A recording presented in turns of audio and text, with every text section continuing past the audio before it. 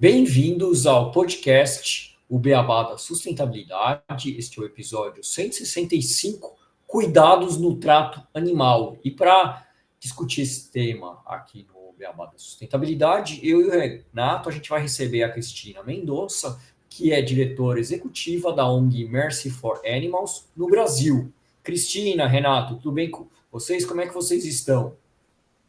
Olá, Gustavo. Olá, Cristina. Tudo bom comigo e com vocês? Olá a todos que estão nos escutando. Um prazer te receber, Cristina. Bem-vinda ao nosso podcast. Muito obrigada, Renato. Muito obrigada, Gustavo, e a todos que estão escutando agora. É uma satisfação estar colaborando com vocês e trocando nesse tema tão importante. Bom, então a gente vai conversar um pouco, sobre esse e vários outros temas, relatando o cuidado no trato animal com a Cristina. Primeiro, nos contasse um pouco sobre a missão da Mercy for Animals e como a organização começou suas atividades, tanto no mundo como aqui no Brasil. Tá ótimo. Obrigada, Renato. A Mercy for Animals é uma organização não governamental, uma organização internacional que atua com um foco específico nos animais, para os animais considerados de consumo. Então, esse é um ponto que o enfoque da Mercy for Animals é trabalhar para proteger os bois, as vacas, os peixes, os frangos.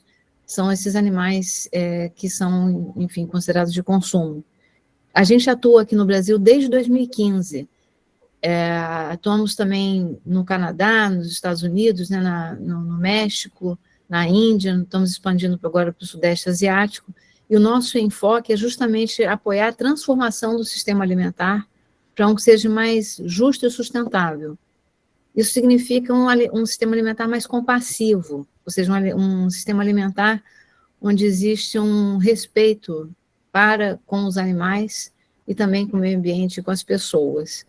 Então, o nosso enfoque é esse. Então, a gente está falando dos animais considerados de consumo, que hoje no Brasil, por ano, são mortos mais de 6 bilhões de animais. Então, a gente está falando de mais de 6 bilhões de animais que são mortos por ano, só os animais terrestres. Mundialmente falando, são mais de 80 bilhões de animais. Então, somos quase 10 vezes a quantidade de animais no mundo sendo consumidos, digamos assim, do que a quantidade de pessoas. E se a gente considerar os animais aquáticos, a gente está falando dos trilhões de animais. Então, e a gente, enquanto sociedade, enquanto coletivo, a gente entende os animais de companhia com um afeto diferenciado. Então, se cuida do gato, do cachorro, por exemplo, ou do cavalo. No entanto, a sociedade se alimenta do porco, que é tão inteligente, sensível quanto um cachorro, ou gato, ou o boi, ou a galinha. E tem outras culturas que se alimentam de cachorro, e a gente acha, para a nossa cultura, não é aceito, digamos assim, mas são animais sensíveis e sencientes, inteligentes, que têm emoções.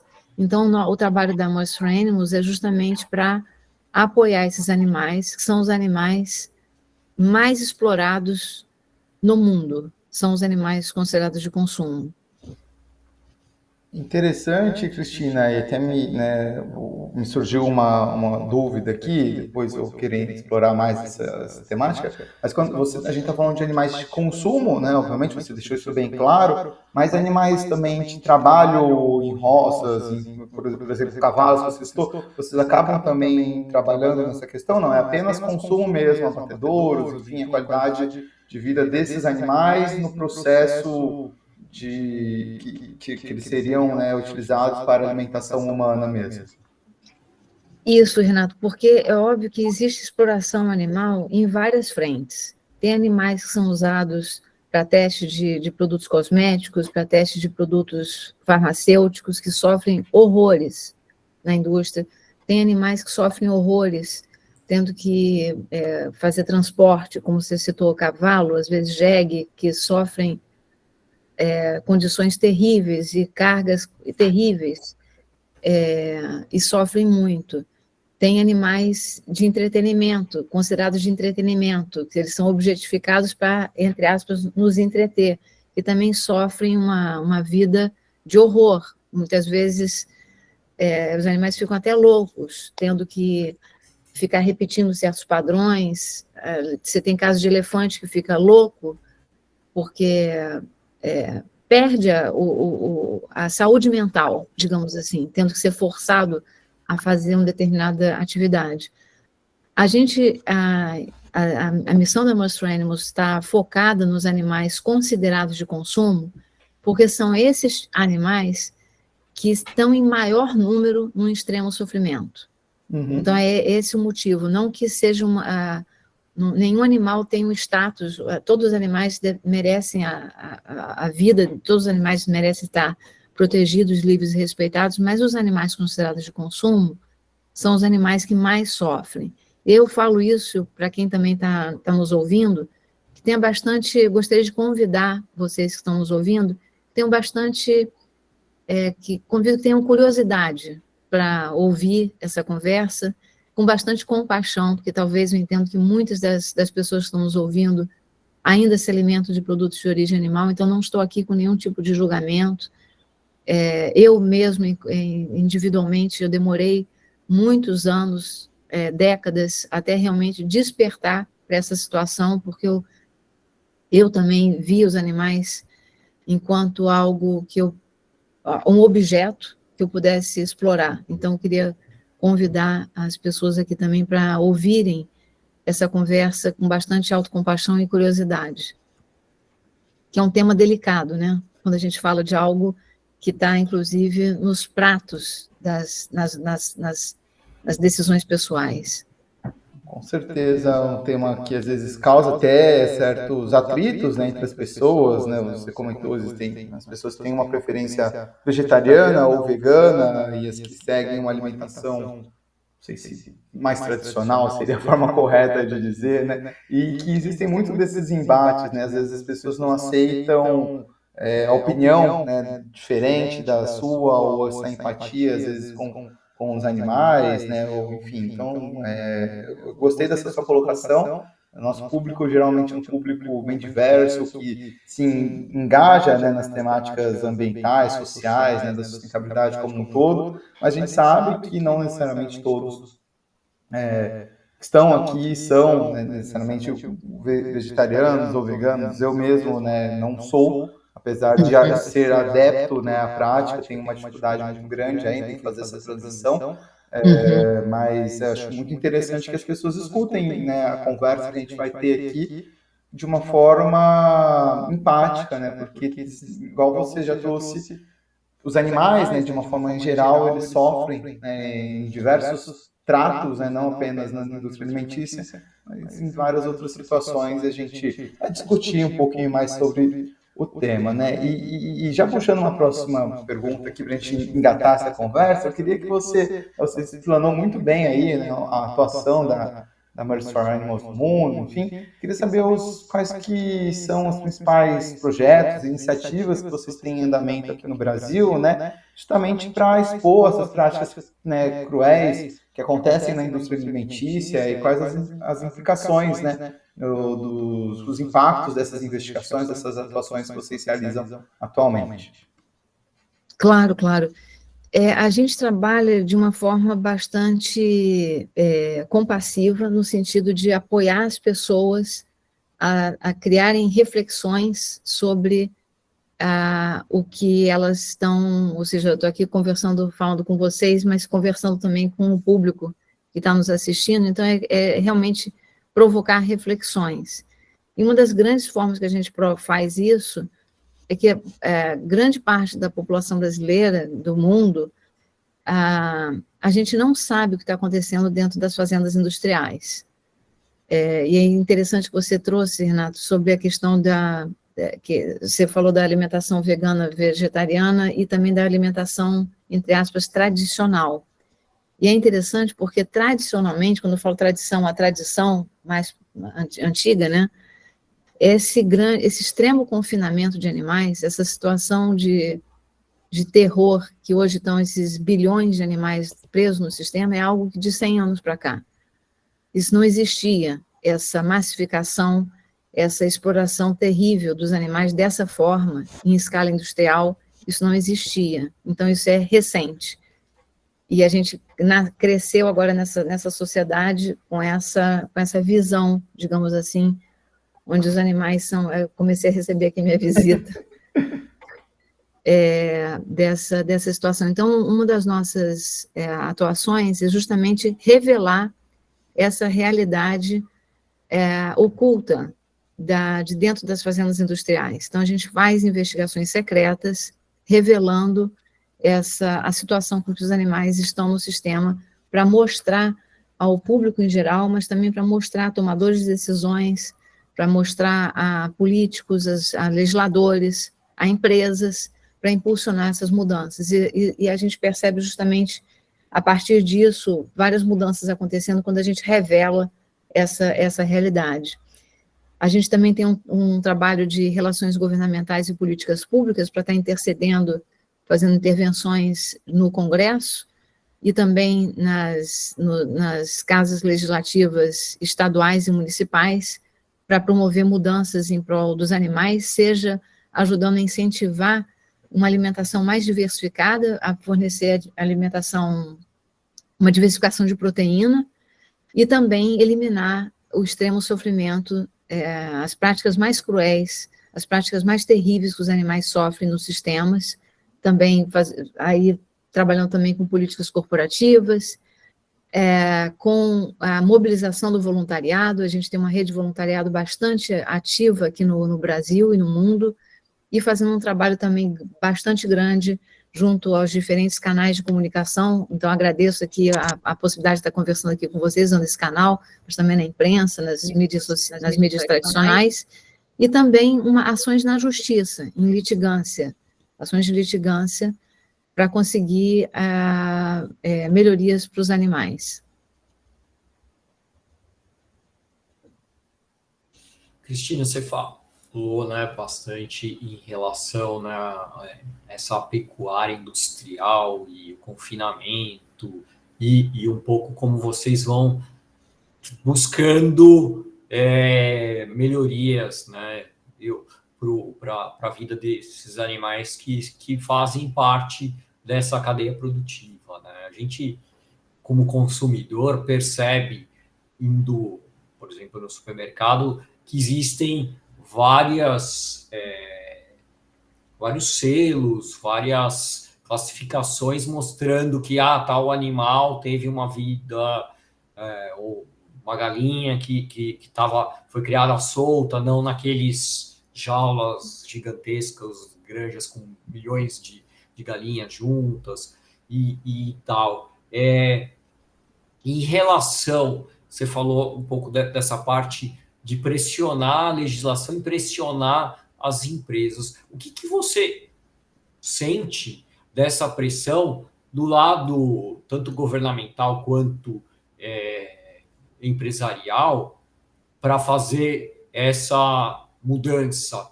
Precisa muito mais força da sociedade ainda, ou você acha que esse caminho está sendo traçado já?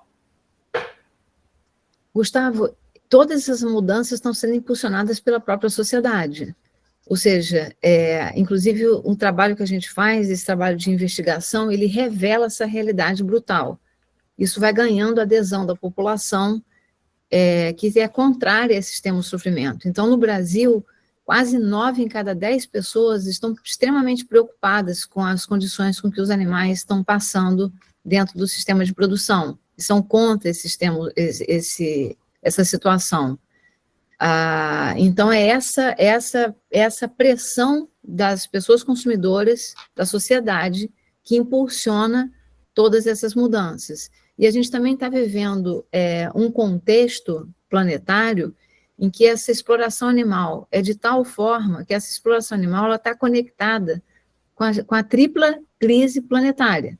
essa forma massiva de exploração de animais, ela impulsiona a crise climática, a perda de biodiversidade, impulsiona poluição, além de estar gerando crise de saúde pública, em termos de emergências zoonóticas, ou seja, é todo esse contexto que impulsiona essa mudança. É óbvio que existem resistências de empresas, do próprio... É uma mudança cultural que a gente está fazendo, né? Em última instância, é uma mudança de paradigma da forma como a gente olha e encara os animais. Então, a gente vê esse propulsor, digamos assim, através dessa grande mobilização, social.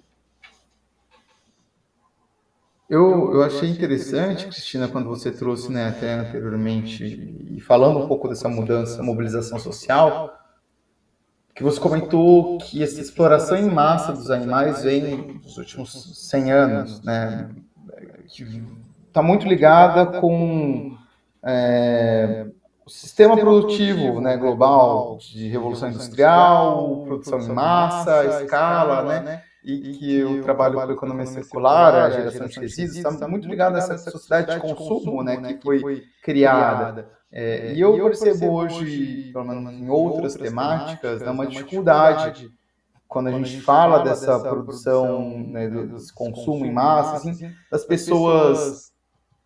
elas têm interesse pelo tema, mas a gente trazer mudanças. E quando a gente entra em formas de entender como que essa economia linear de produção em massa afeta o planeta, né, traz consequências, afeta a qualidade de vida dos animais e como que as pessoas, principalmente, né, com a evolução da informação, começam a ter empatia por esses animais e começam a questionar, né, esses maus tratos. E igual você trouxe, né, formulação de políticas, pressão da sociedade para que isso mude e esperança para que em outras áreas, né, que a gente tem grande dificuldade de mudança, comece a fazer pressão e trazer mudanças também, né? Então eu achei bem interessante, eu queria colocar esse paralelo, porque a gente vê a mudança quando a sociedade começa a demandar de fato essas mudanças, né? Sei que a política é muito importante, mas nós somos os consumidores que demandam esses produtos. Se a gente continua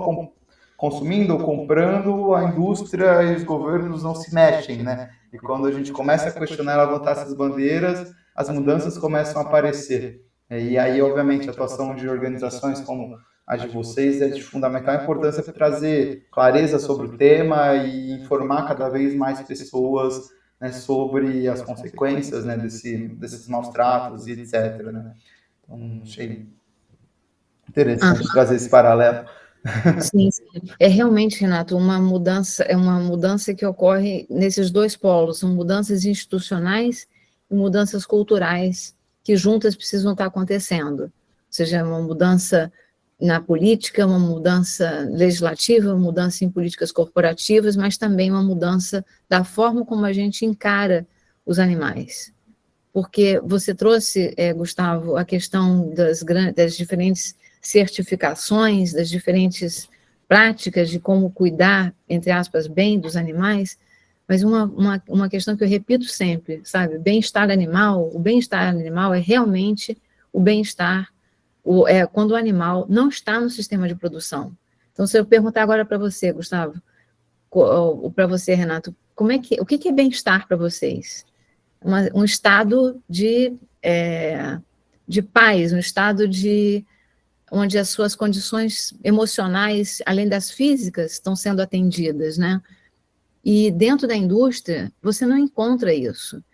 E você trouxe, Gustavo, a questão, por exemplo, das galinhas, e de novo, estou trazendo aqui dados que talvez trago com toda a compaixão, com todo o cuidado, digamos assim, mas convido para que vocês possam ouvir essa situação. Eu mesma, são aprendizados que eu tive na minha vida. A galinha, mesmo que a galinha seja criada num sistema, entre aspas, orgânico, não é entre aspas, num sistema orgânico, digamos assim, livre das gaiolas, ela só vive 2 anos na indústria. Ela poderia viver 8 anos ou mais se ela não estivesse dentro da indústria, porque ela, quando na indústria, ela acaba a capacidade de colocar os ovos, ela passa a produzir menos, ela vira um reator de produção de comida. Então, se cai a produção, eu elimino ela. E como é que eu elimino ela? Essa galinha, ela fica empacotada em caixas e é transportada num caminhão. Então, imagina um ser que se socializa, colocado em um ambiente que você não consegue nem imaginar, que ela nem anda, colada com outros animais, e vai para um abatedouro que também sofre uma morte terrível. Eu queria também aqui tomar licença de comentar com vocês que isso foi algo também que eu vim aprendendo, porque isso ninguém conta. A gente, quando vê os ovos na indústria, no supermercado, nas gôndolas, é sempre a galinha feliz, ainda mais se ela tem um sistema que eles chamam de cage-free, fora da gaiola. Mas é uma situação terrível que elas sofrem, porque as galinhas, elas são muito sensíveis. Então, assim como um gato, ela gosta de ser segurada no colo. É assim que a galinha fica bem. Se eu pegar uma galinha e segurá-la pela patinha, pelo pezinho dela, e botá-la de cabeça para baixo, ela fica desesperada. Imagina a gente pegar um gato, nosso gato, ou cachorro, e segurar ele pela pata e botar ele de cabeça para baixo. Ele desespera, ele perde o chão. E no sistema de produção, é isso que acontece. A galinha é pega pela patinha, e ela é pendurada, fica de cabeça para baixo, num sistema. E aí, antes de ser degolado, para deixar ela inconsciente, ela é mergulhada num banho elétrico, para ela levar um choque, ficar inconsciente e ser então degolada. Então, uma situação de desespero tão grande, e muitas das galinhas, elas ficam tão desesperadas, querendo sair desse sistema, que elas levantam a cabeça. Quando elas levantam a cabeça, elas não tomam choque, e elas são degoladas totalmente conscientes. Então, é uma situação, eu fico aqui arrepiada contando para vocês, realmente fico, sabe? E é uma situação bastante difícil, porque mexe, e a gente está falando aqui, não estou falando, talvez tenham empresários aqui, talvez tenham produtores, mas grande parte, imagino que das pessoas que estão ouvindo aqui o podcast, são pessoas comuns, consumidoras, ou talvez existam empresários que têm rede de food service, mas é uma situação muito terrível, sabe? E só quem tem um contato com uma galinha vai perceber o quanto a galinha é sensível e inteligente. É interessante que a CEO da MFA, a Lia Garces, houve uma situação em que ela foi visitar uma granja que estava sendo desmontada, todas as galinhas estavam sendo mandadas para o abatedouro, e sobraram algumas, e acabou que ela trouxe uma galinha para a casa dela, Henrietta. E a filha dela ensinou a galinha, inclusive, a andar de skate. A galinha andava em cima daquele aspirador móvel, aquele robozinho, Roomba. Ela ficava em cima do Roomba. Então, assim, você fica, nossa. E não precisa...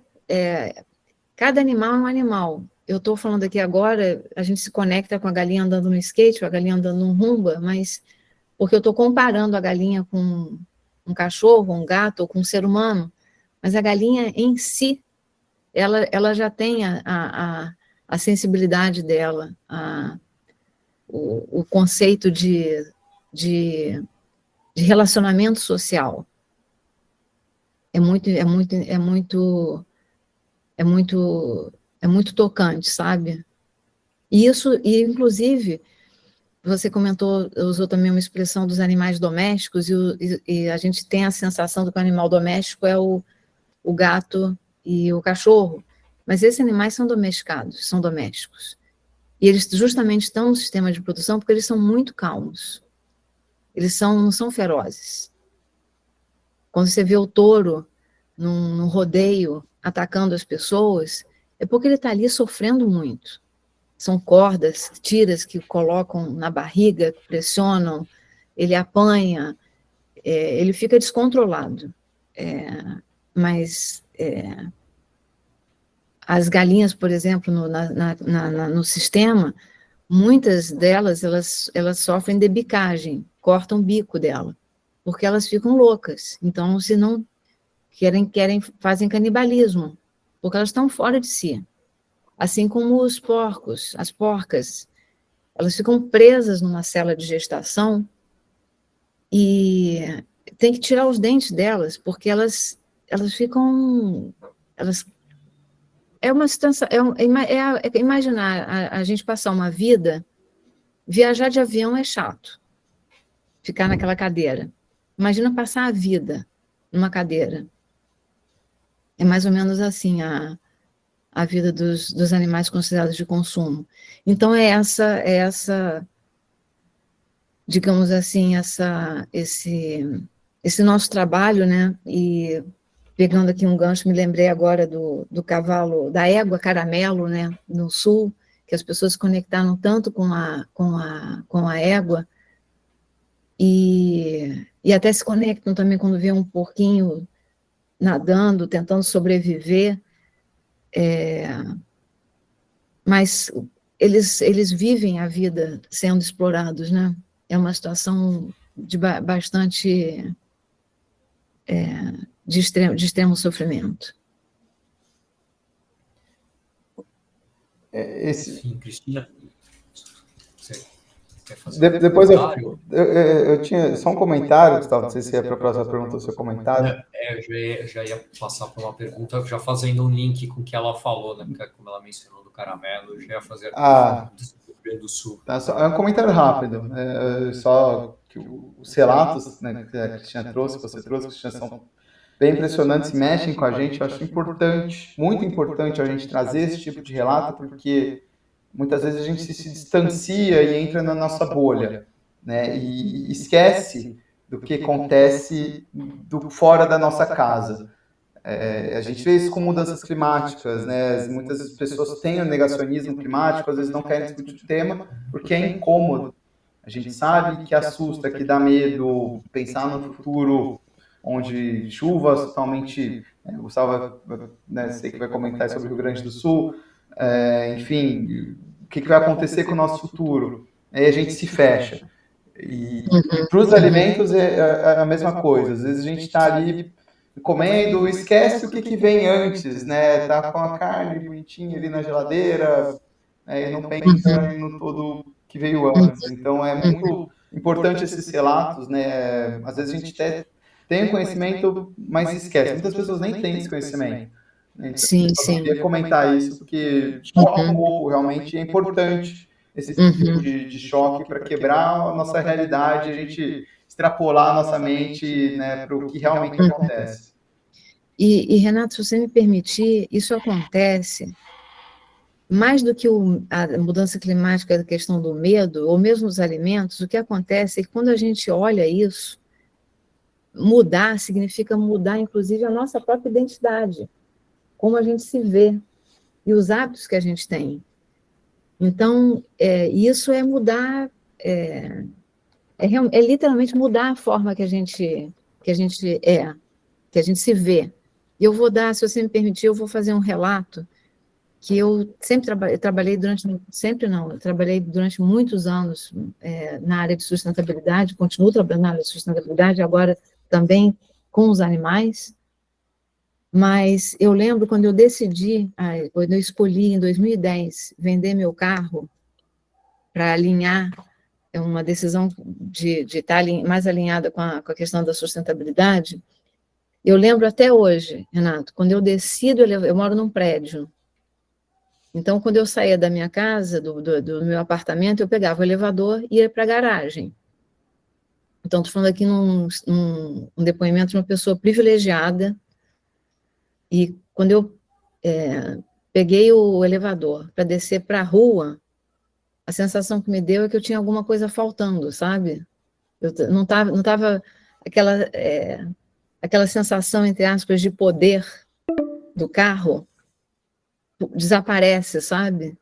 E isso em relação à alimentação é a mesma coisa. Você tem que reaprender e você descobre, na realidade, um mundo de cores, sabores bem diferentes, mas é uma mudança de paradigma mesmo. Então, é natural isso.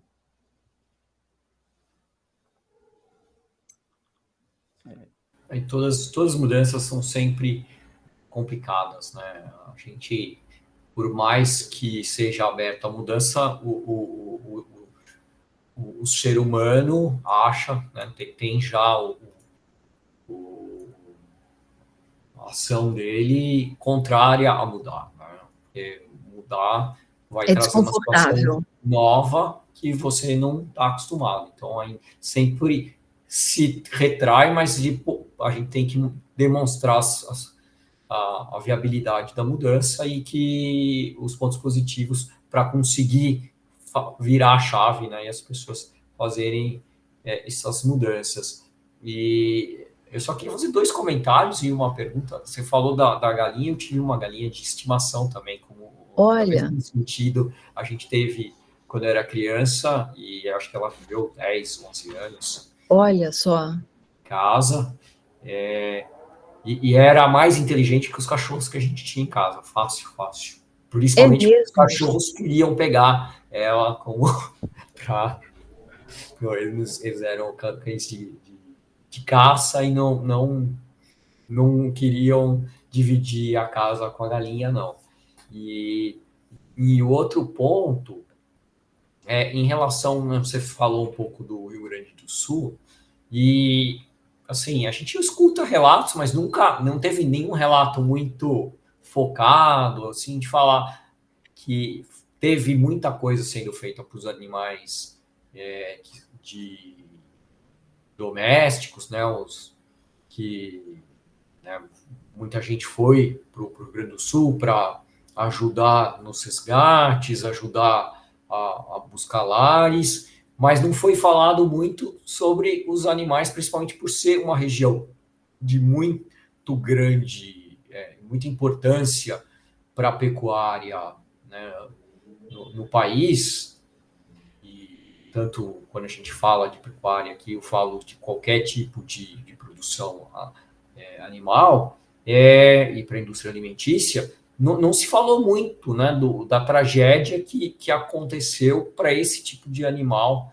E aí a gente fala assim, poxa, o impacto das mudanças climáticas também está impactando gigantescamente. É tudo interligado quando a gente fala de sustentabilidade, né? A gente não pode dizer que só tem um problema em um lado e no outro, não. Os problemas estão interligados e acaba também sendo mais um fator de aumentar esse sofrimento desses animais. Exatamente, Gustavo. E a pecuária no Brasil, ela emite 4 vezes mais emissões do que a agricultura. Então, você consegue imaginar isso? 300, as emissões da pecuária é 300% maior do que a emissão de agricultura no país. As emissões dos sistemas alimentares no Brasil respondem por mais de 73% das emissões do país, quando inclui também o desmatamento. E mais de 80% delas está ligada à cadeia de produtos de origem animal. Então, e globalmente falando, 1/3 das emissões são devidos a sistemas alimentares. No Brasil, isso é muito mais, porque o Brasil é um dos maiores produtores e consumidores de produtos de origem animal.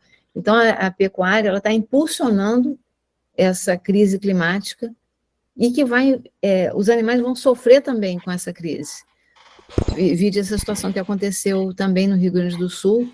Só no Rio Grande do Sul tem mais animais no sistema de produção do que praticamente gente no Brasil. Teve granjas inteiras que foram alagadas, onde os animais morreram afogados. Então, é uma situação realmente... Só que, infelizmente, os relatórios de desastres, eles relatam perdas de vidas humanas, vidas humanas afetadas, deslocadas e prejuízo econômico. Então, as vidas animais desses seres sensíveis e sencientes são computadas como um prejuízo econômico. É isso que acontece. E com a crise climática, com essas maiores temperaturas, você imagina, por exemplo, os animais, eles não regulam temperatura como nós. A gente regula a temperatura suando, por exemplo, transpirando. Mas vários animais, eles não têm essa capacidade de regular a temperatura suando, por exemplo. Ovelha, boi, os próprios porcos. Então, quando aumenta essa temperatura, é uma situação muito difícil também para os animais. Ou seja, é quase que esse mundo de maior temperatura, ele é impossível para os animais. Fica insustentável. Então, é por isso que eu digo que essas circunstâncias que a gente está vivendo também, isso mostra a insustentabilidade do sistema e a importância da gente fazer a transformação. Muito legal, Cristina. Queria fazer uma última pergunta aqui, até mesmo por causa do nosso tempo. Claro. Você nos falasse um pouco, porque a gente falou muito de um sistema, né, que a gente está imerso, que leva a essa exploração animal, né, esse sofrimento animal, e que vai gerando consequências, mudanças climáticas e piora, e não é relatado isso, né, nos relatórios, os animais são vistos como econômico, não como vida, né? Como que a gente pode fazer uma mudança? Quais os principais desafios para essa mudança, né? E como que os nossos ouvintes podem contribuir, tanto com a ONG Mercy for Animals, ou como com a causa, né, dessa proteção desses animais que estão em sofrimento nesse sistema alimentar que a gente possui atualmente. Obrigada, Renato. Olha, eu encorajo todas as pessoas para seguirem o nosso perfil MFA Brasil no Instagram, acessar o nosso website. Tem várias formas de colaborar, como voluntariado, acompanhando ações digitais, e especialmente convidar para experimentar iniciar um processo de experimentar a diversificação proteica, aumentar o consumo de produtos vegetais. Eu acho que essa é uma maneira, produtos, feijões, cereais, frutas, legumes, verduras, experimentar esses novos sabores, esses novos aromas. A nível sistêmico, Renato, o que a gente está falando é que hoje o sistema alimentar brasileiro, da forma como ele está estruturado, essa insustentabilidade, não só no Brasil, mas globalmente falando, ele gera diversos custos ocultos. A gente está falando de mais ou menos 500 milhões de dólares de custos. E quando a gente impulsiona a transformação do sistema alimentar para um mais justo e sustentável, isso gera uma possibilidade de ganho de 200 bilhões de dólares por ano. E 80 bilhões se essa mudança envolver a mudança de dieta. Então, isso é um benefício também econômico, é um benefício também de saúde pública. Então, é um caminho realmente bem importante. A gente tem um trabalho com o setor privado também para apoiar a introdução de alimentação vegetal nos cardápios, nos menus. A gente trabalha com governos municipais, apoiando os governos municipais a oferecerem alimentação saudável e sustentável nas escolas. Então, são maneiras... isso já está acontecendo. É importante também lembrar, tem até um dado aqui, ano passado, em 2023, o consumo de substitutos vegetais de carnes e frutos do mar no Brasil atingiu 1,1 bilhão de vendas no varejo. Isso já foi um aumento de 38% em relação a 2022, e no ano anterior já tinha crescido 42%. E é esperado agora, em 2026, que a gente possa ultrapassar os 2 bilhões de dólares nesse mercado. Então, é uma mudança que só vai trazer benefícios, né? Só vai trazer benefícios em todas as esferas. Saúde, meio ambiente, economia e emprego também. Tem um dado da Organização Internacional do Trabalho, um relatório publicado junto com o Banco Interamericano de Desenvolvimento, que avaliou a transição de uma economia de baixo carbono na América Latina. E até 2030, a expectativa é ser criado 22,5 milhões de empregos. E desses, 19 milhões estão associados aos sistemas alimentares ricos baseados em vegetais. Então, são todas as dimensões com ganhos. Então, eu vejo assim, sinceramente, eu vejo excelentes condições para, inclusive, o governo brasileiro impulsionar essa mudança. O governo brasileiro assumiu diversos compromissos na última COP em relação aos sistemas alimentares, e a gente está bastante confiante que nessa nova NDC que o governo brasileiro vai lançar, inclusive está aberto um programa de participação, de votação participativa, um programa, Plano Clima participativo no governo federal, onde as pessoas cidadãs podem entrar e colocar suas propostas. Nós vamos coletivamente sugerir, fazer recomendações de propostas para o governo brasileiro, e a gente tem bastante confiança que vamos fazer as mudanças necessárias para impulsionar a sustentabilidade pessoal e planetária. E prosperidade para o país, né? Que eu trouxe dados que mostram tudo isso. Com certeza, são dados que mostram que é possível a gente ter essa mudança, né? E eu achei bem interessante eles, não conhecia todos, então acho que mostra que existe um caminho, e nos dá esperança para fazer essa mudança, Cristina.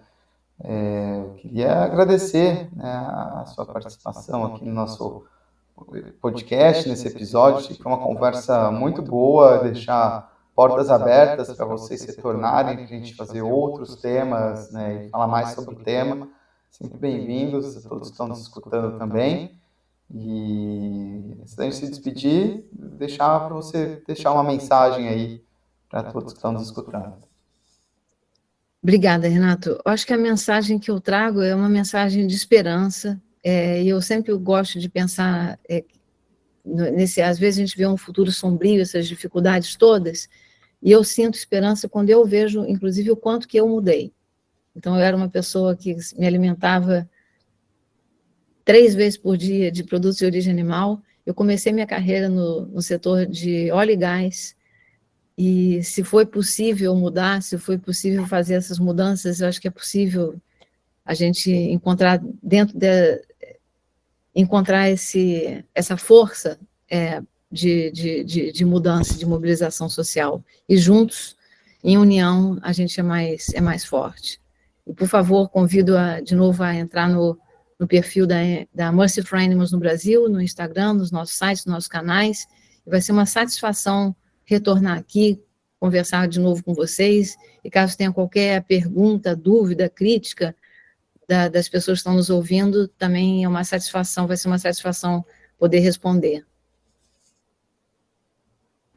Não, eu também agradeço a participação da Cristina, a todos que nos escutaram, né? Falar também que a gente percebe essa mudança, cada vez mais pessoas que a gente, do nosso convívio, trilham, né, uma trilha com menor consumo de alimentos de origem animal, e eu acho que isso é essencial para o futuro do nosso planeta, né? Então, agradecer novamente a Cristina, a todos que nos escutaram, pedir as 5 estrelas no Spotify, pedir o like no YouTube e dizer que aqui o Beabá é sustentável. Até o próximo episódio do nosso podcast.